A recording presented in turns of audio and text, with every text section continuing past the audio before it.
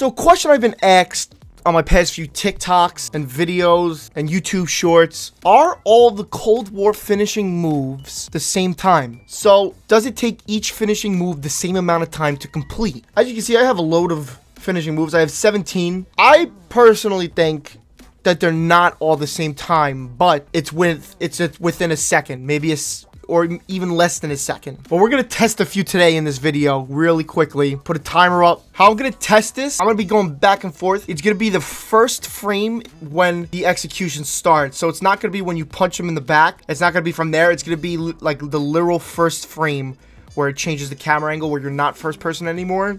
2, when he takes his fist back out ready to fight. So because there's like, sometimes there's like a little bit of a delay where it goes back into the camera. It kind of does that thing where it moves back into first person and you can't move or do anything. So once he pulls his fist out like this, then I'm going to stop the timer there, and that's going to be the entire execution. So the plan of action is that we're going to get into a custom game that I have all set up on Team Deathmatch, Nuketown. I have the bots on Recruit. I have one bot on Recruit, actually. I have a saved game playlist restricting every weapon, so I can really only use fists, as you can see. We have one under the bot. I have this whole class set up with a stun grenade. We're going to do a couple of finishers and see how they are. We're going to have to keep going in and out of the game, but, you know, whatever. Got to do what you got to do for content, right? So the first one we have off the bat is going to be the sneak attack one.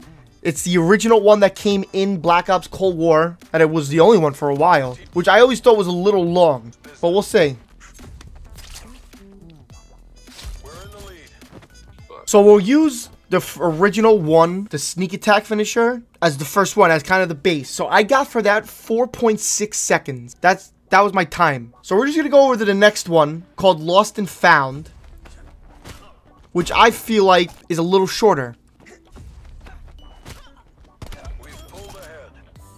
So for that one, I'm getting the same thing. It's a 4.680. Let's do another one. Could just be a lucky thing. We're gonna go down. We did one from season 1, Lost and Found. We're gonna do Pain in the Neck. So you know what?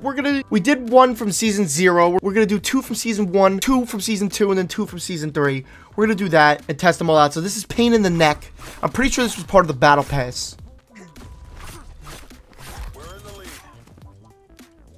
I'm looking at all these right now. I'm looking at this again. I'm getting the same thing, 4.680. That's still this is from season 1 and season 0, so things could have changed. Let's go to season 2. This was one of my favorite ones that they had. Tactical Roll. I thought it was very different. Let's see how that one is. I'm getting the same reading again, 4.680. So we're going to head with this finishing move from season 2 now. Maim and Tame. You guessed it, 4.680 rating. That's the time. We're gonna go with now season 3. We did season 0, season 1, season 2. Season 3 introduced actually a lot of my favorite finishing moves. This one's called the jump shot that was just recently released.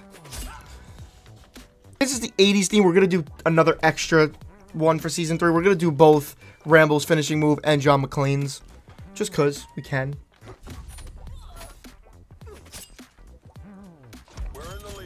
Okay, so for that one, I did not get a 4.680. That one, I got a 4.830. We're gonna go with Leap Shot right now.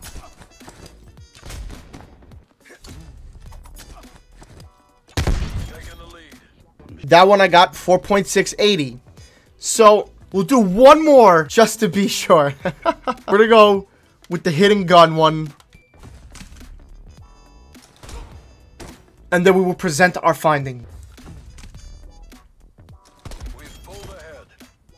Ladies and gentlemen, the results are in. I just want to thank W. Cromwell for taking every finishing move in this video today. Yes, all Cold War finishers are the same amount of time. So again, we did season 0, season 1, season 2, and season 3. We did at least 2 from each besides season 0, which was only 1 because we didn't get any finishing moves added until season 1. So we did 3 for season 3. Again, each assassination started with the first frame that at least I could get to, where it actually goes into third person rather than first person. So once it goes right into third person, the timer starts, and when he closes both fists, so when it's like this, there's one part where he's like this, I didn't count that.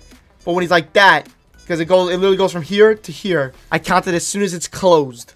Because then I take that as you can start running and moving again and actually playing. Because again, like I said before, there's a certain amount of time after the finisher where it comes back into first person, which could be a couple of seconds. All the finishers in Cold War are the same amount of time from my findings. Let me know if you want me to do this in Warzone and what you thought it would have been. Did you think it was going to be some longer, some shorter? Or did you think they were all going to be the same time? Now, some finishers, I will say, are different in the way that they take up more space. So, for example, sneak attack is just a simple, like, you know, body-to-body thing. Nobody's moving.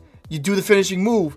But if you do tactical roll, it takes up a lot more of the ground where you actually have to roll. So, in Warzone, certain things, or like first jump shot, when it kind of moves out, some people have fallen off the buildings, so it does take, some things do take up more space than other finishing moves. That's something you got to remember. Again, thank you, Cromwell, taking all of these hits today. Like, comment, subscribe. I'll see you all on the next one. Hope this helps. Peace.